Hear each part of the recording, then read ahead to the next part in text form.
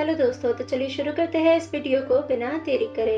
Empress जिन्मी पर attack कर देती है, पर नाइट गॉड बीच में आकर जिन्मी पे होने वाले अटैक को खुद पे लेकर जख्मी हो जाता है। फिर वहाँ वाटर गॉड और एम्परर भी आ जाते हैं और एम्परर एम्प्रेस को ऐसी हरकत करने के लिए चिल्लाने लगते हैं। फिर वाटर गॉड बहुत गुस्से में आकर पूरी जमीन को बर्फ बना के एम्प्रेस पे पावरफुल अटैक करते हैं, लेकिन जूफिंग अपनी माँ को बचाने के लिए खुद उस अटैक का शिकार हो जाता है। जूफिंग फिर अपनी माँ के किए हुए क्राइम्स को गिनाते हुए फ्लोरल गॉड को मारने वाला सबसे बड़ा क्राइम के लिए माफी मांगता है। अब इस बात को सुनकर एम्परर शॉक हो जाते हैं और एम्प्रेस से एम्प्रेस होने का हक वापस लेकर उसे जेल में डालने का हुक्म दे देते हैं। और दूसरी तरफ जूफिंग को दर्द में देखकर जिन्मी के दिल में काफी तेज दर्द होने लगता है। अगले सीन में हम उसी के पास्ट को देखते हैं, जहां लियो अपने पिता के साथ बर्ड हंटिंग यानी पक्षियों के शिकार पर गई थी और वहां पे चीखने चिल्लाने की आवाज सुनकर किंग ब्यान किंग वूचिन तक आ पहुंचे थे और उसे इमॉर्टैलिटी डिस्ट्रक्शन ट्राइब को खत्म करते हुए देख लिए थे।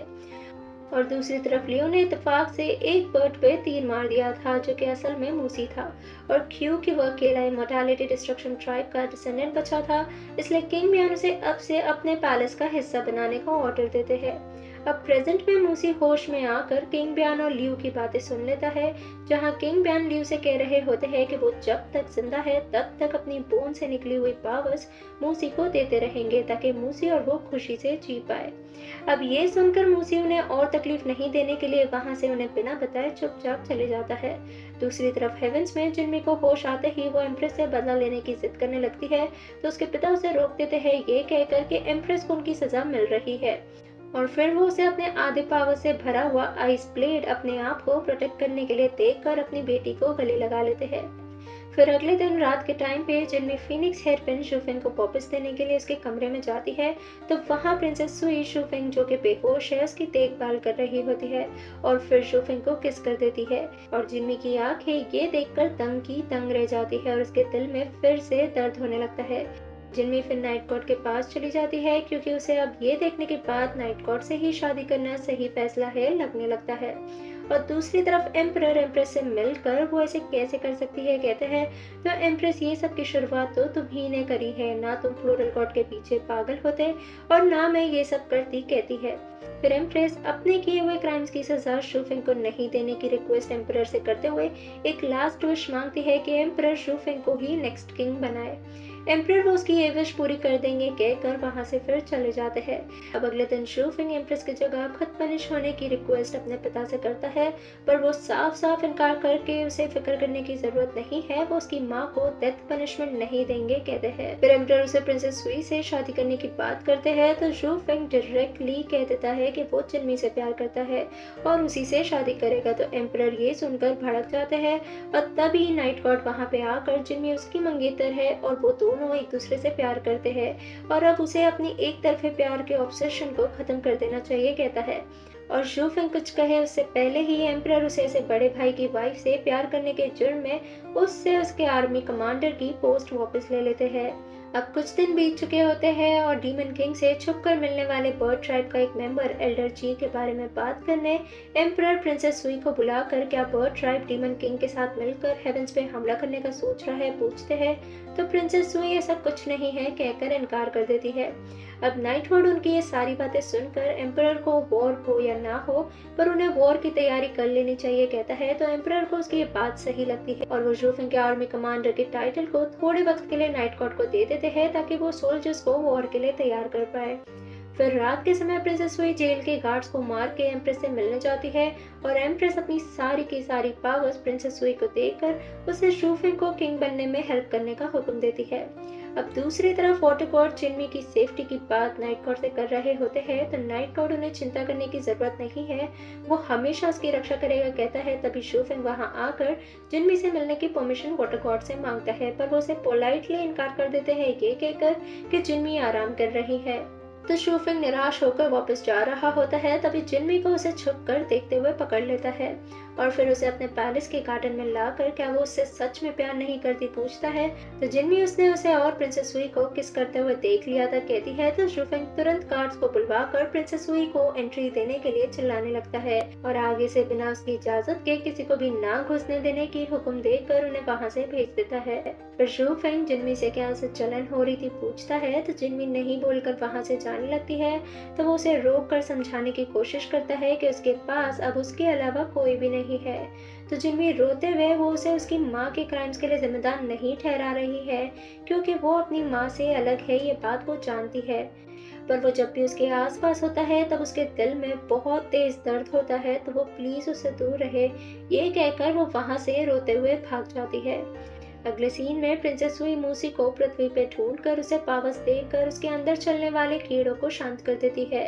और फिर हेवंस में आकर मूसी को न्यू इमोर्टैलिटी डिस्ट्रक्शन एरो बनाने का हुक्म देती है, जिसके बदले वो उससे उसके अंदर के सिल्क वॉर्म से हमेशा के लिए आजाद कर देगी। अब अगले दिन बर्ड ट्राइब में खाना खत्म होने की बात पे डिस्कस करने सब बर्ड मेंबर्स एकत्रित होते हैं। तो प्रिंसेस सुई सबसे कहती है कि लीडर होने के नाते उसने इस प्रॉब्लम की रिपोर्ट को ऑलरेडी हेवंस में भेज चुकी है, पर क्योंकि एल्डर ची ने डीमन किंग से छुप कर मिलने की गलती करी है, इसलिए एम्परर उससे नाराज है और शायद इसीलिए उन्होंने अब तक जवाब नहीं भेजा है, कहती है। तो सारे बर्ड मेंबर्स एल्डर ची पे चढ़ने लग जाते हैं। तभी नाइट गॉड वहां आकर एल्डर ची की साइड लेते हुए ये बात क्लियर कर देता है कि एल्डर ची के डीमन किंग से मिलने का रीजन ऑलरेडी एम्परर को क्लियर हो गया है, और प्रिंसेस सुई का लेटर तो कभी हेवंस आया ही नहीं, तो एम्परर की नाराजगी वाली बात बेफिजूल की है, ये कहकर बाजी प्रिंसेस सुई के खिलाफ कर देता है, जिससे सारे बर्ड मेंबर्स प्रिंसेस सुई को एल्डर ची पर इल्जाम लगा के खुद लीडर होकर भी बर्ड ट्राइब के लिए खाने का अरेंजमेंट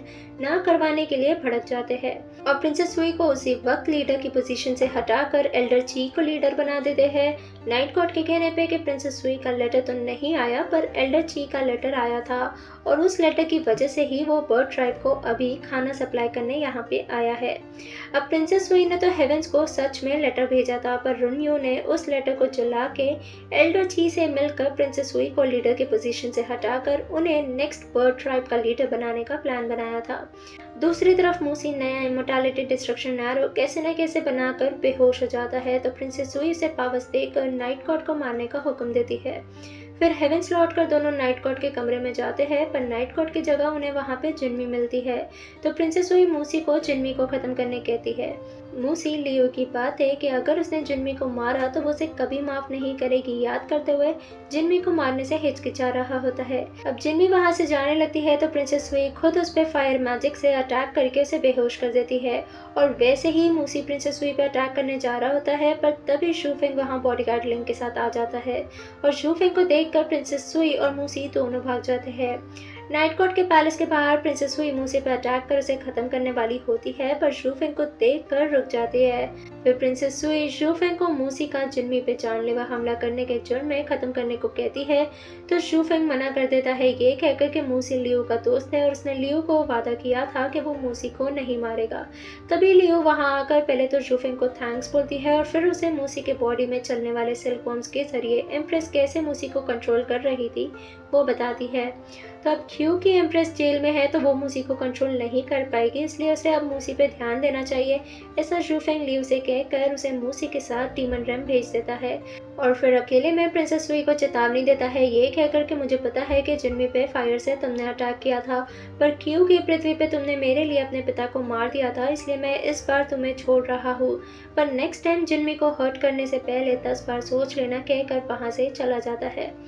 दूसरी तरफ जिन्मी के होश आने पे नाइट गॉड उसे सच बता देता है कि शूफेंग ने उसकी जान बचाई थी, और फिर उसे आराम करने के लिए छोड़कर बाहर आके शूफेंग से टकराता है। शूफेंग जिन्मी को एक बार देखने की जिद करता है, तो नाइट गॉड उसे रोक देता है, ये कहकर कि तुम्हारा जिन्मी के साथ रहना उसके लिए सिर्फ मौत का खतरा है, तो अब जिन्मी के खातिर वो प्लीज उससे दूर रहे। अब अगले सीन में वाटर गॉड को शाम में 8 बजे के करीब मिलकर जिन्मी के बारे में बात करने का लेटर शूफिंग की तरफ से मिलता है। फिर शूफिंग से मिलने जाने से पहले वाटर गॉड जिन्मी से मिलकर उसे कहते हैं कि वो शूफिंग से प्यार करती है अगर तो उन्हें अब कोई एतराज नहीं है।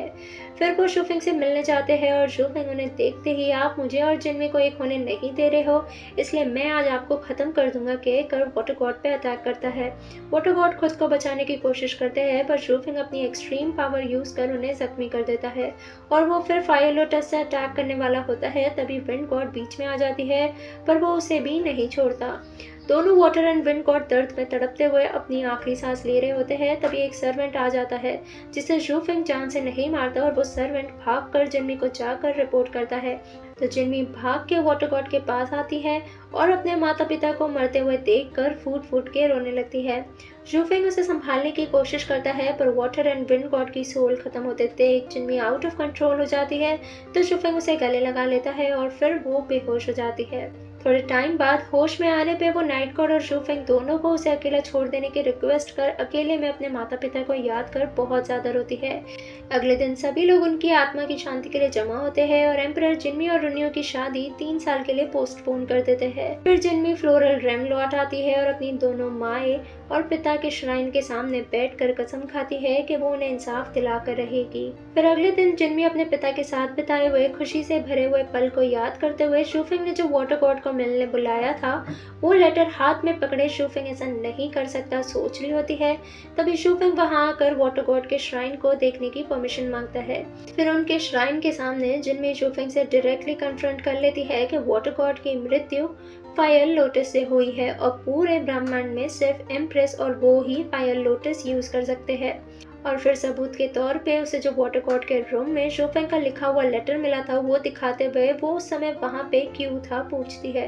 तो जूफेंग अपनी सफाई में कहता है कि उसको खुद वाटर गॉड से मिलने का लेटर मिला था और जब वो वहां पहुंचा तब water and wind God already अपनी आखिरी सांस ले रहे थे। फिर वो जिनमी को उस पर यकीन करने बोलता है, पर जिनमी को उस पर यकीन नहीं हो रहा होता है क्योंकि सारे सबूत तो जूफेंग के ही खिलाफ है।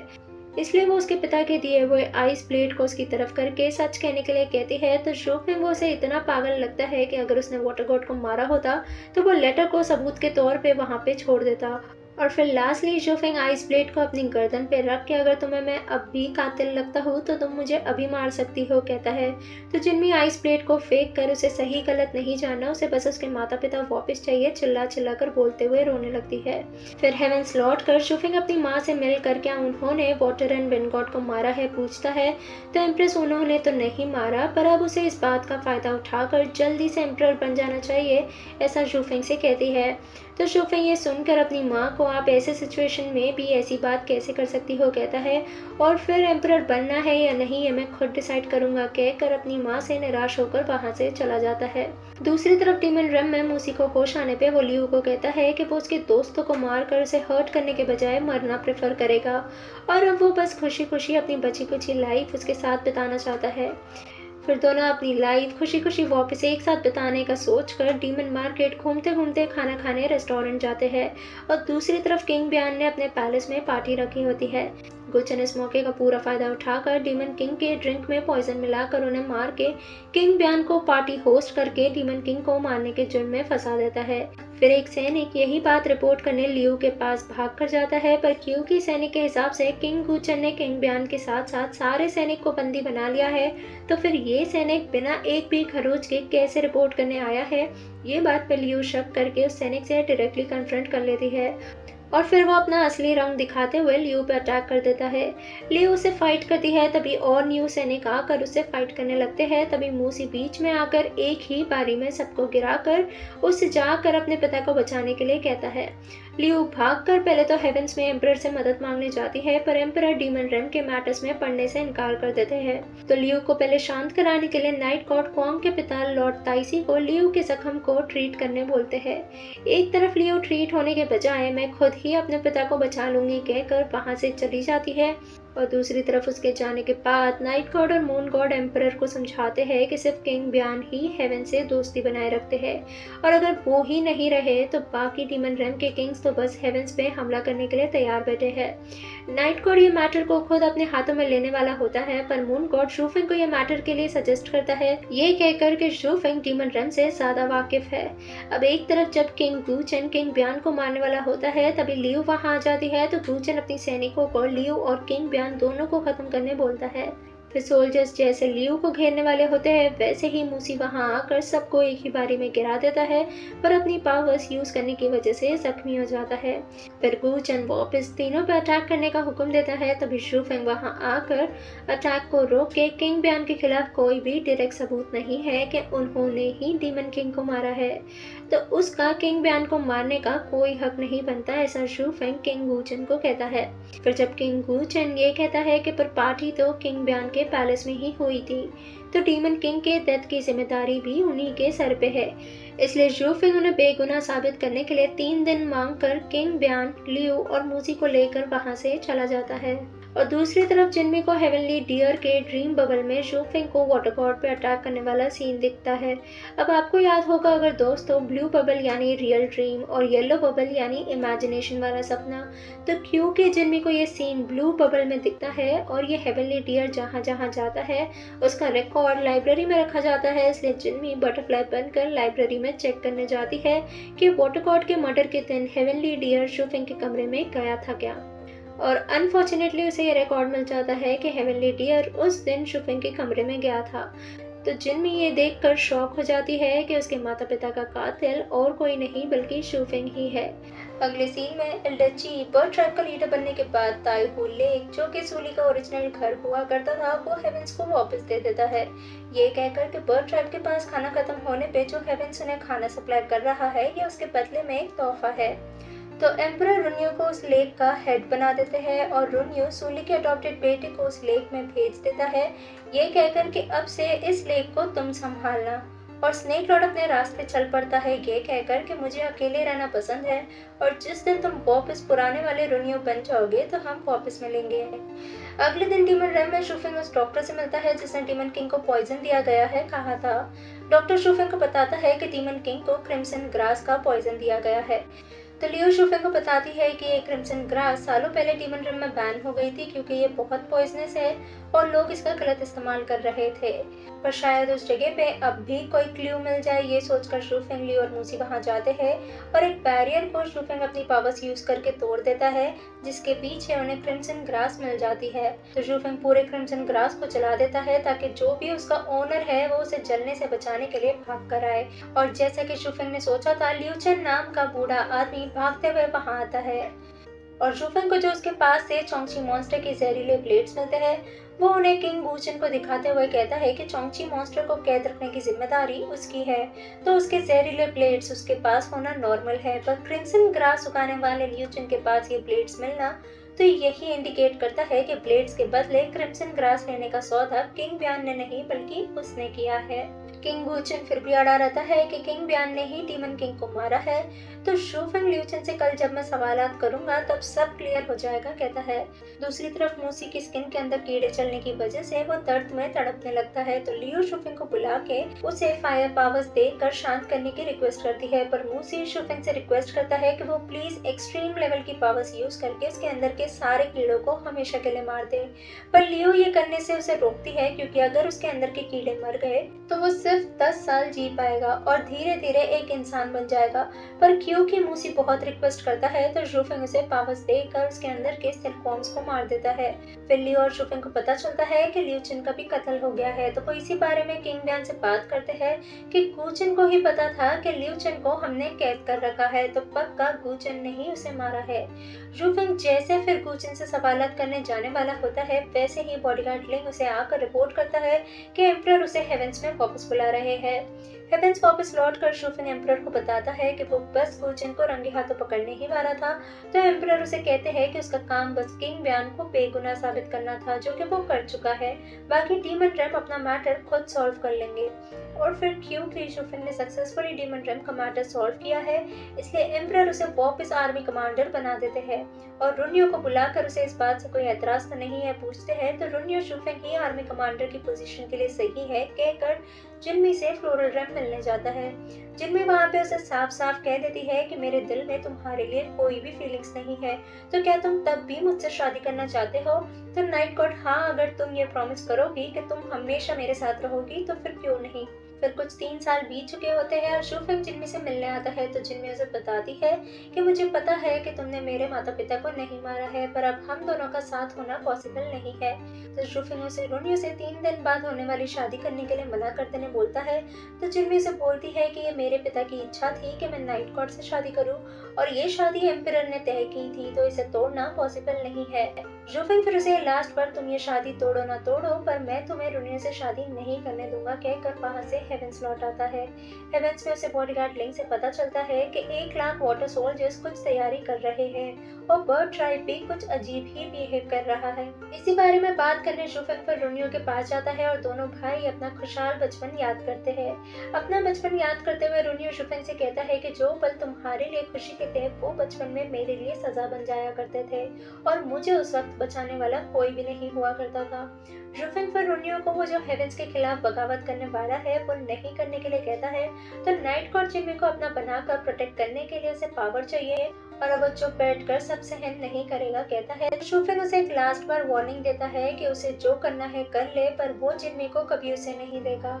फिर 3 दिनों बाद जिम्मी और रुनियो की शादी का दिन आता है। जिम्मी ग्रेट फ्लोरल फेरी और बाकी फ्लोरल ड्रम की फेरीज को रिस्पेक्ट पे करके उसका इतने सालों से ख्याल रखने के लिए शुक्रिया अदा कर अपनी शादी के लिए मून गॉड के साथ हेवेंस के लिए रवाना होती है। हेवेंस में फूलों की बरसात के साथ दोनों जिम्मी और रुनियो शादी के कपड़े पहने एंटर करते हैं और जिम्मी के दिमाग में मून गॉड की बात चल रही होती है कि अब बेचारे शुफेंग का क्या होगा। सब शादी के हॉल में प्रेजेंट होते हैं बस शुफेंग को छोड़कर। फिर नाइट गॉड एम्परर को ड्रिंक ऑफर करता है ये खुशी के दिन पे और एम्परर खुशी खुशी ड्रिंक पीकर जिम्मी और रुनियो को ब्लेसिंग्स दे रहे होते हैं। तभी शुफेंग हॉल में आकर नाइट गॉड का पर्दाफाश कर देता है, नाइट गॉड के वाटर सोल्जर के कमांडर को पकड़कर। बॉडीगार्ड लिंग एम्परर को बताता है कि नाइट गॉड के 1 लाख सोल्जर्स बाहर हेवेंस पे हमला करने के लिए नाइट गॉड के ड्रम बजाने का वेट कर रहे हैं और अपनी पोल खुलते के साथ नाइट गॉड ड्रम बजा देता है जिससे बहुत सारे सैनिक अंदर आकर सबको घेर लेते हैं। शुफेंग नाइट गॉड को हार मान माफी मांगने के लिए कहता है, पर नाइट गॉड अब पीछे नहीं हटने वाला और आज बुराई का अंत करके रहेगा कहते हुए एम्परर और एम्प्रेस के किए हुए सारे क्राइम्स गिनाता है और एम्परर को पापी बुलाते हुए बताता है कि उन्होंने जो अभी ड्रिंक पिया था उसमें पॉइजन था। एम्परर ये सुनते ही हेवनली आर्मी को नाइट गॉड पर अटैक करने बोलते हैं, पर दोस्तों नाइट गॉड ने एक रात पहले ही बड़े ही चालाकी से हेवनली सोल्जर्स को मार दिया था और ये हॉल में खड़े सोल्जर्स असल में नाइट गॉड के वाटर सोल्जर्स है। फिर सारे लोग नाइट गॉड को नया एम्परर मानने लगते हैं और रुनियो सारे सैनिक को शुफेंग को खत्म करने का ऑर्डर देता है और तभी फिर हॉल में लड़ाई शुरू हो जाती है। प्रिंसेस सुई एल्डर ची से लड़ाई करती है क्योंकि वो भी नाइट गॉड को सपोर्ट कर रहा होता है और मून गॉड एम्परर को प्रोटेक्ट कर रहा होता है। दूसरी तरफ क्वांग के पिता मौके का फायदा देख शुफेंग पर अटैक कर देते हैं, पर बॉडीगार्ड लिंग उस अटैक को खुद पे लेकर अपनी जान गंवा देता है। शुफेंग बॉडीगार्ड लिंग को मरते हुए देखकर गुस्से में आग बबूला हो जाता है और उसकी बॉडी से आग निकलने लगती है। फिर जब शुफेंग फायर लोटस यूज कर रहा होता है तभी जिन्मी को उसके पिता के कत्ल का सीन याद आता है और उसके दिमाग में उसके माता पिता की आवाज गूंजने लगती है, जिससे परेशान होकर वो शुफेंग को पीछे से वाटर गॉड के दिए हुए आइस ब्लेड से स्टैब कर देती है,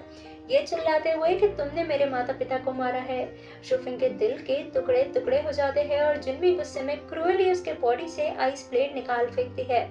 शुफेंग एक लास्ट बार उसका हाथ पकड़कर एक लास्ट होप लिए अपनी आखिरी सांस लेते हुए क्या उसने कभी उससे प्यार किया भी था पूछता है, तो जिन्मी कभी नहीं किया था कहकर उसके बची कुची उम्मीद के साथ साथ उसे भी खत्म कर देती है और फिर खुद भी बेहोश हो जाती है। अब ये पार्ट यहीं पर समाप्त होता है। वाटर गॉड को क्या सच में शुफेंग ने मारा था या फिर वो फंसाया गया था, और अगर वो फंसाया गया था तो जिन्मी क्या करेगी क्योंकि उसने तो शुफेंग को मार दिया है। अब इस स्टोरी में और भी बहुत सारे सवाल हैं और इन सब के जवाब जानने के लिए इस चैनल को सब्सक्राइब कर नोटिफिकेशन बेल को प्रेस करना ना भूलें और अगर आपको ये वीडियो और एक्सप्लेनेशन अच्छी लगी हो तो लाइक कमेंट और शेयर भी ज़रूर कीजिए। मैं फिर मिलती हूँ आपसे नेक्स्ट वीडियो में, तब तक के लिए अलविदा।